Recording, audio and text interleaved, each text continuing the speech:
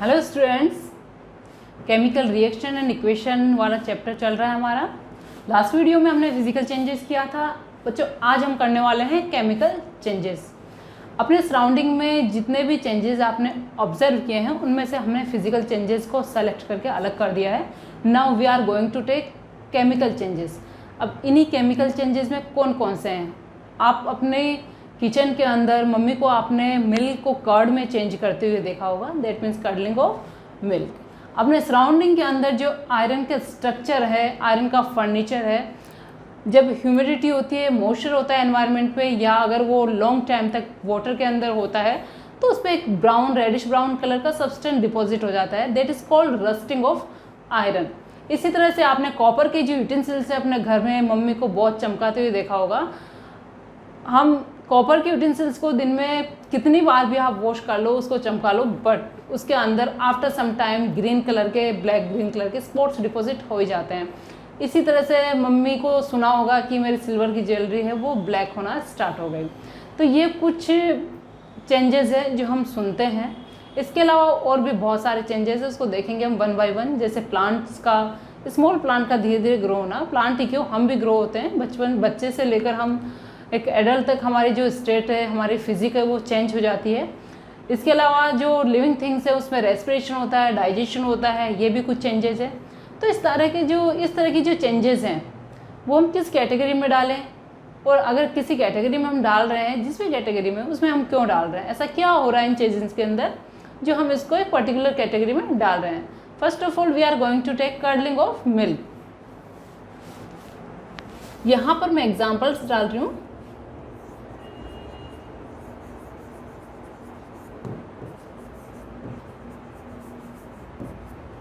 Then rusting of iron,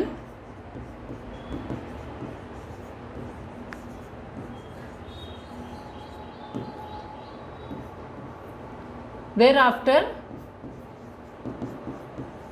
ripening of fruits,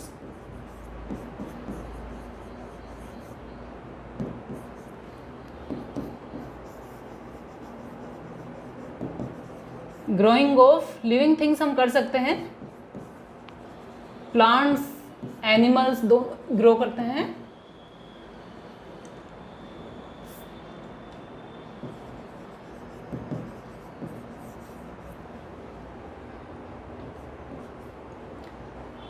इसके अलावा respiration,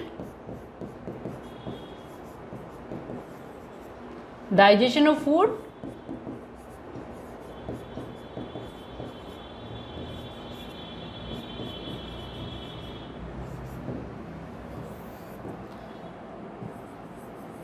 all burning process.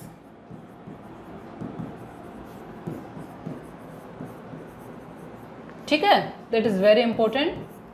अब ये जितने भी एग्जांपल्स लिए हैं इनको वन बाय वन हम अंडरस्टैंड करने की कोशिश करते हैं। कर्डलिंग ऑफ मिल्क, कर्ड और मिल्क दोनों का टेस्ट आपको पता है। मिल्क का टेस्ट डिफरेंट होता है, कर्ड का जो सॉर टेस्ट होता है। मिल्क के अंदर क्या होता है, ग्लूकोज नेम की शुगर होती है, जबकि कर्ड के अंदर जो होता है एसिड होता है। दोनों का कंपोजिशन टोटली डिफरेंट है। दैट मीन्स आपका जो मिल्क कर्ड में चेंज होता है तो इसका जो कंपोजिशन है, मिल्क से कर्ड बनना, वो बिल्कुल डिफरेंट हो जाता है। और आपको ये डिफरेंट कंपोजिशन इजीली आप इसको डिफरेंशिएट कर सकते हैं, क्योंकि दोनों का टेस्ट चेंज हो गया, दोनों की स्टेट चेंज हो गई। हालांकि स्टेट चेंज को हम फिजिकल में लेते हैं, बट यहाँ पर कंपोजिशन चेंज हो गया है, उसका टेस्ट ही चेंज हो गया है। रस्टिंग ऑफ आयरन, आयरन एक ग्रे कलर का मैटर है जो शाइन करता है।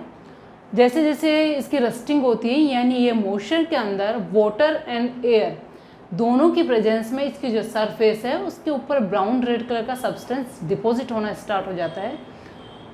आयरन से ये आयरन के ऑक्साइड में कन्वर्ट होता है। वो जो रस्ट है उसको हम बोलते हैं आयरन ऑक्साइड। तो यहाँ पर ये उसका जो कंपोजिशन है,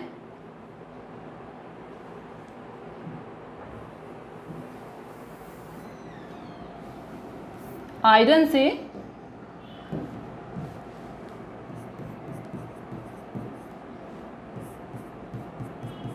आयरन ऑक्साइड ये बन गया है।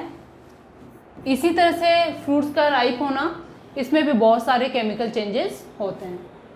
Growing of plant and animals, जैसे जैसे सीड से जर्मिनेशन होना, फिर जर्मिनेशन के बाद प्लांट का ग्रो होना, बहुत सारे केमिकल चेंजेस होते हैं बॉडी के अंदर। फिजिक आप उसका देख सकते हो कि उसकी साइज़ बढ़ रही है, बट उसके जो इंटरनल चेंजेस हैं उसमें बहुत सारे केमिकल चेंजेस होते हैं। देन रेस्पिरेशन के अंदर क्या होता है, हमारा जो ग्लूकोज होता है वो ऑक्सीजन से कंबाइंड होकर कार्बन डाइऑक्साइड प्लस एनर्जी का फॉर्मेशन करता है। यहाँ भी इनिशियली ग्लूकोज है जो एयर की प्रेजेंस में एज ए प्रोडक्ट क्या बना रहा है, कार्बन डाइऑक्साइड। तो ये चेंज जहाँ यहाँ भी कंपोजिशन चेंज हो गया है। एक्चुअली फूड जो राइपनिंग ऑफ फ्रूट्स है उसमें बहुत सारे चेंजेस होते हैं, तो हम उसको सोलो चेंजेस कोई केमिकल फॉर्म में हम नहीं लिख सकते अभी।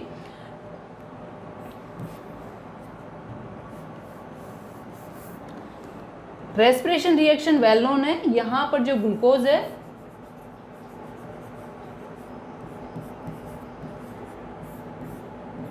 O2 से कंबाइंड होकर CO2 प्लस एनर्जी फॉर्मेशन करती है।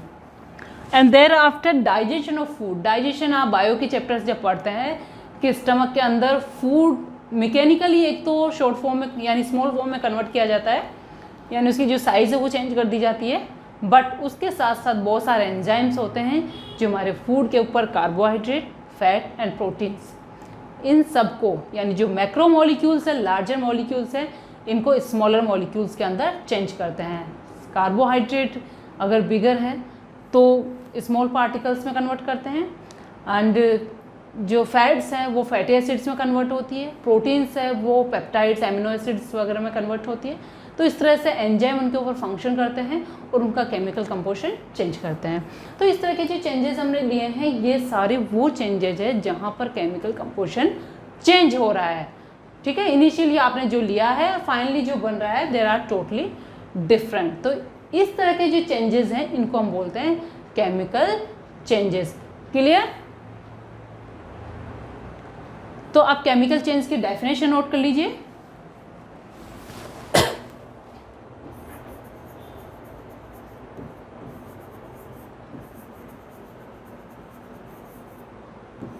मैंने बर्निंग का भी एग्जाम्पल नहीं लिया है, इसको हम स्टडी करेंगे बहुत सारे एग्जाम्पल्स के साथ। केमिकल चेंज की डेफिनेशन आप नोट करते जाइए।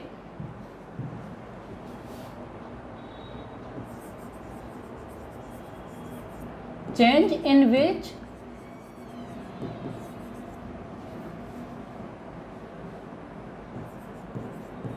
a new substance is formed with new properties। Clear? हम इस तरह से भी लिख सकते हैं the change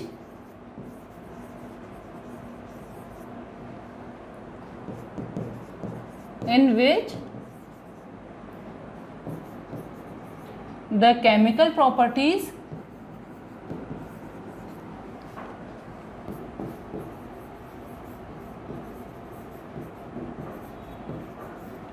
of a substance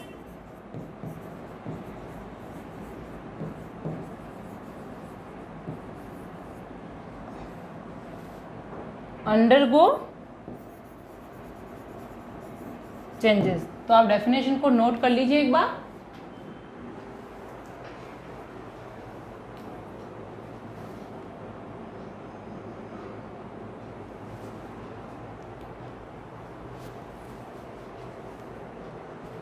I hope आपने डेफिनेशन नोट कर ली होगी। अब आप डेफिनेशन को एग्जाम्पल आपने किए हैं, डेफिनेशन का जो मीनिंग है आप कोई भी सेंटेंस लिखिए, आप इस चीज़ को पकड़ के रखिए कि केमिकल चेंज वो चेंज है जहाँ पर बिफोर चेंज और आफ्टर चेंज जो फॉर्मूला है, केमिकल कंपोजिशन है, वो सेम नहीं होता। इनिशियली आप जो सब्सटेंस ले रहे हैं उसका केमिकल कंपोजिशन डिफरेंट होगा और आफ्टर चेंज आप जो सब्सटेंस बना है आपके पास उसका केमिकल कंपोजिशन टोटली डिफरेंट होगा। अब जब दोनों केमिकल कंपोजिशन डिफरेंट है तो इसका मीनिंग है कि केमिकल प्रॉपर्टीज टोटली डिफरेंट होगी। दैट मीन्स वो चेन जहाँ पर न्यू सब्सटेंस बन रहा है, न्यू केमिकल कंपोजिशन है, उसी को हम बोलते हैं केमिकल चेंज। बाकी उसमें कुछ भी हो रहा है, हम उनको प्रायोरिटी बाद में देते हैं। हमारा जो मेन पर्पज है इस लाइन को लर्न करना है या इसी लाइन पे कॉन्सेंट्रेट करना है। That means the chemical composition of substance get change, that is called chemical change. For examples, अब हम यहाँ पर जो एग्जाम्पल हमने स्टडी कर लिए थे उन्हीं को वन बाय वन करते हैं, जिसका कंपोजिशन आपको नहीं पता है, और जो बर्निंग वाला एग्जाम्पल है उनको भी हम करते हैं। First we are going to take examples of burning. बेटा बर्निंग का जो प्रोसेस है, आप पेपर बर्न करें, क्लॉथ बर्न करें, क्रैकर्स की जो बस्टिंग है वो भी एक तरह से बर्निंग है, पेट्रोलियम की बर्निंग है, डीजल की बर्निंग है, या एलपीजी बर्न हो रहा है, या इस तरह का कोई भी बर्निंग प्रोसेस है, आप किसी को भी बर्न करें, जितने भी बर्निंग प्रोसेस है ऑल आर केमिकल चेंजेस। क्योंकि बर्निंग में क्या होता है, आपने इनिशियली जो सब्सटेंस लिया है वो आफ्टर बर्निंग क्या होता है, उसका कंपोजिशन चेंज हो जाता है। तो आपको अलग अलग रखने की ज़रूरत नहीं है। अच्छा, पेपर बर्निंग केमिकल चेंज है तो फिर क्लॉथ बर्निंग किस में आएगा? बेटा बर्निंग मीन्स केमिकल चेंज, तो बर्निंग जहाँ हो रही है वो डेफिनेटली केमिकल चेंज है। अब यहाँ पर एक मैं सिंपल सा फॉर्मूला लेती हूँ कि हम कार्बन लें, ठीक है। कार्बन 4 सिंबल हमने स्टडी कर लिया है, C सिंबल होता है कार्बन का। हम केमिकल रिएक्शन जब पढ़ेंगे तो सिंबल्स उनके यानी इक्वेशन के फॉर्म में बनाना ये भी हम करेंगे।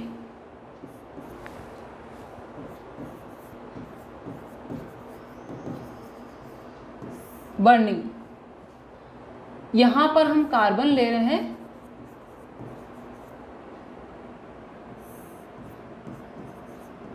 इसको हम बर्न कर रहे हैं। अच्छा, हमने कुछ देर पहले जो प्रोसेस चल रहे थे उसमें हमने हीटिंग वर्ड भी यूज़ किया था, ठीक है। अब यहाँ पर हम बर्निंग यूज़ कर रहे हैं। वैसे तो आई होप आप बहुत अच्छे स्टूडेंट्स हैं और आपको दोनों में डिफरेंस पता होगा, लेकिन कई बार बच्चे कंफ्यूज हो जाते हैं। अच्छा, कार्बन को हम हीट करें या बर्न करें? बेटा both are totally different process. Heat करने का मतलब होता है जैसे मैंने कंटेनर में पानी लिया और उसको मैं फिर वो कंटेनर है उसको फ्लेम के ऊपर ले जा रही हूँ, तो वो हीटिंग है, उसको हीट बोलते हैं। लेकिन आप वाटर को डायरेक्टली फ्लेम के ऊपर डालेंगे तो क्या होगा, वो हीट नहीं होगी, वो गर्म नहीं होगा। आपने कंटेनर में डाला तो वो हीट हो रहा है, बट आपने उसको डायरेक्ट फ्लेम के ऊपर डाला तो क्या रिजल्ट होगा, वो फ्लेम भी आपकी पुट ऑफ हो जाएगी, ना पानी गर्म होगा और ना आपकी आग जलेगी, ठीक है, दोनों ही खत्म। तो हीटिंग का मतलब होता है किसी बर्तन के अंदर आप जिस भी मटेरियल को गर्म करना चाहते हैं, हीट करना चाहते हैं, यानी उसमें एनर्जी हीट देना चाहते हैं, उसको किसी कंटेनर में लीजिए और फिर फ्लेम के कांटेक्ट में लेकर जाइए, फिर आप बर्नर पे रखिए या फिर उसको इलेक्ट्रिसिटी से हीट कीजिए, किसी भी प्रोसेस से हीट कीजिए, वो हीटिंग है, ठीक है। अब कंटेनर में आपने एक पेपर लिया और कंटेनर के अंदर डाल दिया तो वो हीट होगा, ठीक है, हीट होगा। बट आपने उसको डायरेक्टली फ्लेम के अंदर डाल दिया या उसको बर्नर पे रख दिया, उसको मैच स्टिक दिखा दी, तो वो पेपर हीट नहीं होगा, वो बर्न होगा, और बर्न में उसमें फ्लेम्स निकलना स्टार्ट होगी, लाइट दिखना स्टार्ट हो जाएगी, ठीक है। तो ये बर्निंग और हीटिंग में दोनों प्रोसेस में डिफरेंस होता है। तो यहाँ पर हमें क्या करनी है, बर्निंग करनी है। हीटिंग में हमें ऑक्सीजन की ज़रूरत नहीं पड़ती है। किसी बर्तन को हम हीट कर रहे हैं तो उस पर्टिकुलर कंटेनर को यानी वाटर को आप हीट दे रहे हैं, गर्म करना चाहते हैं, तो वाटर को ऑक्सीजन की ज़रूरत नहीं है। ऑक्सीजन की ज़रूरत जो पड़ती है वो बर्निंग के लिए पड़ती है, यानी आपके कंटेनर के नीचे जो गैस जल रही है ना, जिस फ्लेम पे आपने रख रखा है, वो फ्लेम जहाँ बन रही है वो बर्निंग प्रोसेस हो रहा है, उसको ऑक्सीजन की ज़रूरत है। तो कार्बन को हमने अगर बर्न किया है बच्चों, तो हमें क्या बर्निंग के लिए ऑक्सीजन नेसेसरी होती है। तो हमें, और ऑक्सीजन का फॉर्मूला क्या होता है, ऑक्सीजन फॉर एलिमेंट। तो हम बर्निंग के लिए जो बात करते हैं ऑक्सीजन गैस। अच्छा, कभी कभी बच्चों को ये भी है कि एयर में हम बर्निंग करते हैं। बेटा एयर के अंदर कार्बन डाइऑक्साइड भी होती है, वो माइन्यूट अमाउंट में होती है। नाइट्रोजन होती है, वो 78% होती है, और 21% जो ऑक्सीजन है वो बर्निंग में हेल्प करती है, ठीक है। नाइट्रोजन बर्निंग में हेल्प नहीं करती है। और सपोज करो कि नाइट्रोजन नहीं होती, सिर्फ ऑक्सीजन होती, तो क्या होता है, ऑक्सीजन बर्निंग में हेल्प करती है बच्चों। और अगर नाइट्रोजन नहीं होती ना, तो अगर सपोज करो आग लगी हुई होती तो उस फायर को, उस आग को कंट्रोल करना मुश्किल हो जाता है, क्योंकि ये 70% जो नाइट्रोजन है ना, ऑक्सीजन के इस फीचर को, कौन से फीचर को, कि बर्निंग में सपोर्ट करती है, इसको दबा के रखती है, सपास करके रखती है। क्लियर। तो यहाँ पे इसलिए नाइट्रोजन का एनवायरनमेंट में होना भी बहुत इंपॉर्टेंट है। तो बर्निंग में हमारी जो ऑक्सीजन गैस हेल्प करती है, ऑक्सीजन गैस का फॉर्मूला है O2। अब यहाँ पे कार्बन का सिंबल मैं लिख देती हूँ C, ये तो C+O2। अब जब बर्न हो रहा है और जब भी बर्निंग प्रोसेस है, हो सकता है एग्जाम में आपको बोले सिर्फ इस मटेरियल की, यानी हम बर्निंग की रिएक्शंस पढ़ेंगे कुछ, तो इस चीज़ की आप बर्निंग करवाएं, कुछ एलिमेंट्स की बर्निंग करवाएंगे हम, बर्निंग कर रहे। तो बर्निंग में आपको दिया कुछ नहीं होगा कि आप ऑक्सीजन लीजिए, ये लीजिए, भैया ऑक्सीजन खुद डालनी है, और ऑक्सीजन नहीं डालेंगे तो आपकी केमिकल रिएक्शन नहीं होगी। तो केमिकल रिएक्शन आपको करवानी है, केमिकल चेंज आपको करना है, तो आपको उसके अंदर ऑक्सीजन डालनी है, क्योंकि बिना ऑक्सीजन आप बर्न क्या केमिकल चेंज करोगे। बच्चे ने यहाँ बर्निंग लिखा हुआ है, ऑक्सीजन डाली नहीं, तो अब क्या बनाएगा बर्निंग के बाद, बर्निंग के बाद ये भी C। तो ऐसा नहीं करना है, क्या करना है हमें, ये बर्निंग में O2, तो बर्निंग के आफ्टर बनेगा CO2, ठीक है। और इसको क्या बोलते हैं, कार्बन डाइऑक्साइड। मोनोऑक्साइड भी बनती है, जैसे सिगड़ी आपने नाम सुना होगा, यानी कोल हम बर्न करें, पेपर बर्न करें, वुड को बर्न करें तो धुआं निकलता है ना, तो उसमें कंप्लीट कंबशन नहीं हो पाता वो, है ना, तो उसमें कार्बन डाइऑक्साइड के साथ साथ कार्बन मोनोऑक्साइड भी निकलता है। तो जहाँ पर ऑक्सीजन की अमाउंट प्रॉपर मिलती है, बहुत सारी होती है, वो तो कार्बन डाइऑक्साइड बना लेता है, बट जहाँ अमाउंट कम होती है वहाँ मोनोऑक्साइड भी बनाता है, CO। ये कार्बन डाइऑक्साइड, ये कार्बन मोनोऑक्साइड, ठीक है। तब देखो आप, इनिशियली हमने क्या लिया है, कार्बन। कार्बन जो है डिफरेंट एलोट्रोप्स होते हैं, वो आगे हम स्टडी करेंगे, डिफरेंट फॉर्म में होता है।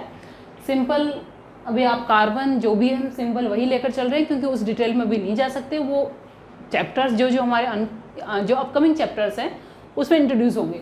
अभी हम सिर्फ इसका C सिंबल ले रहे हैं, तो आप C सिंबल यानी कार्बन किसी भी फॉर्म में हो, आप उसको बर्न करेंगे तो CO2 या CO ही बनाता है, depends on amount of oxygen, ठीक है। तो अभी ये CO2 है, मैं CO एक बार इसको रिमूव कर देती हूँ, वो आपने समझ लिया, देख लिया, तो हम CO2 को लेकर चलते हैं, कार्बन डाइऑक्साइड। अब आप देखिए ये बर्न हो रहा है, कार्बन है, कार्बन की बर्निंग होती है, ऑक्सीजन सपोर्ट करता है रेस्पिरेशन में, यानी लिविंग थिंग्स के लाइफ के लिए, सस्टेन करने के लिए ऑक्सीजन नेसेसरी है, ब्रीदिंग के लिए। दैट मीन्स ये बर्न हो रहा है और बर्निंग में हेल्प कर रहा है ऑक्सीजन।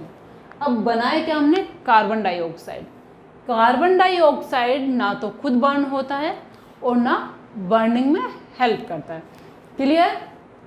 दैट मीन्स यहाँ पर हमने जो सब्सटेंस लिए हैं बच्चों, वो कार्बन की प्रॉपर्टीज डिफरेंट है, ऑक्सीजन की प्रॉपर्टीज डिफरेंट है, और कार्बन डाइऑक्साइड जो बना है उसकी प्रॉपर्टी डिफरेंट है। दैट मीन्स यहाँ पर जो सब्सटेंस बन रहे हैं, इनिशियली हमने जो लिए हैं इसको हम बोलते हैं रिएक्टेंट,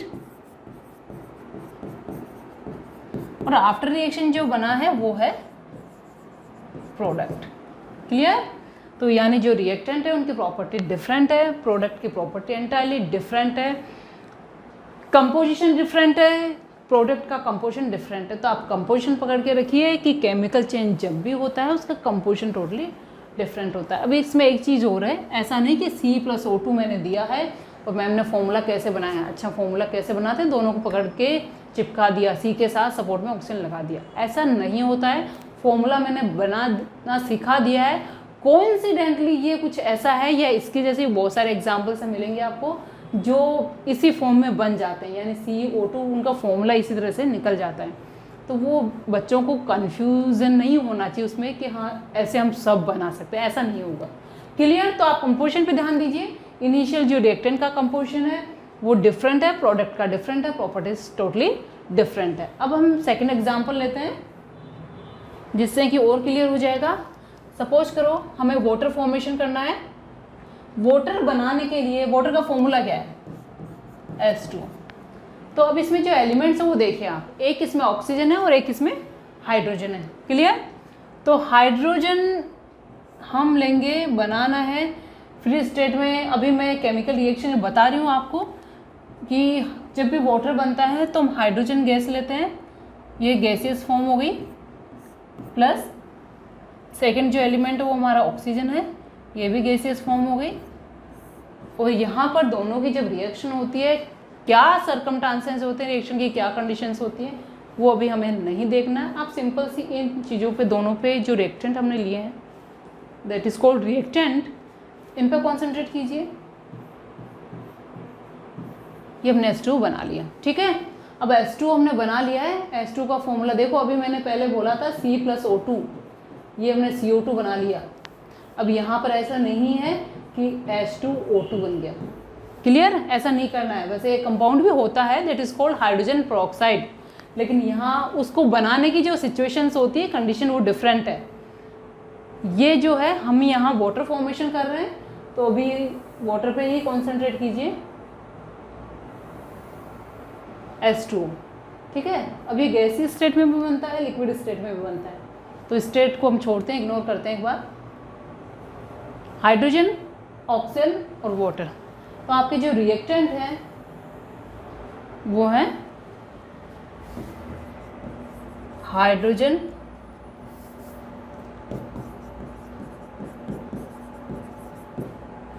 और ये प्रोडक्ट हो गया वाटर। हाइड्रोजन और ऑक्सीजन रिएक्टेंट हो गए। अब आप इनकी प्रॉपर्टीज, कंपोजिशन आपको साफ दिख रहा है, यहाँ दोनों डिफरेंट है, 2 हैं, यहाँ पे एक सिंगल बना है जो टोटली डिफरेंट है। अब यहाँ फीचर्स को समझिए इनकी कि केमिकल प्रॉपर्टीज किस तरह से डिफरेंट है। भाई जो है ना हाइड्रोजन, H2 गैस, वो एक बहुत अच्छा फ्यूल है, ये क्योंकि हम बर्निंग कर सकते हैं हाइड्रोजन बहुत अच्छे से, without leaving any residue, without leaving any, जिसको हम कह सकते हैं ये पोल्यूशन क्रिएट नहीं करता है, तो बहुत अच्छा फ्यूल की फॉर्म में ये बर्न होता है, क्लियर। दैट मीन सिंपल सा है कि ये खुद बर्न होता है। अब आते हैं हम ऑक्सीजन के ऊपर, तो इसकी प्रॉपर्टी हो गई बर्निंग की। ऑक्सीजन खुद बर्न नहीं होती भाई, ये दूसरों को बर्न करती है, दूसरों को बर्निंग में हेल्प करती है, ठीक है। तो एक बर्न हो रहा है, दूसरा बर्निंग में हेल्प कर रहा है। अब तीसरे पे आते हैं, जो प्रोडक्ट बना है वो उसकी प्रॉपर्टीज़ क्या है। ये वाटर है, H2O है, इसको हम ड्रिंकिंग में भी काम लेते हैं, ठीक है। हम हाइड्रोजन को ड्रिंक नहीं कर सकते, हम ना ऑक्सीजन को ड्रिंक करते हैं, उसको तो ब्रीदिंग में यूज़ कर लेते हैं, वाटर से ब्रीदिंग भी नहीं होती, तो प्रॉपर्टीज़ इस तरह की डिफरेंट हो गई। अब जो हमारी बर्निंग और सपोर्ट, बर्निंग में सपोर्ट करने वाली जो प्रॉपर्टी है उस पर चल रहे थे, तो वाटर क्या है, ना तो खुद बर्न होता है और ना ही बर्निंग में हेल्प करता है। कभी पानी को जलते हुए देखा है? नहीं जलता, ठीक है। ना ही ये क्या करता है, दूसरों को जलाता है, यानी जलाने में भी हेल्प नहीं करता।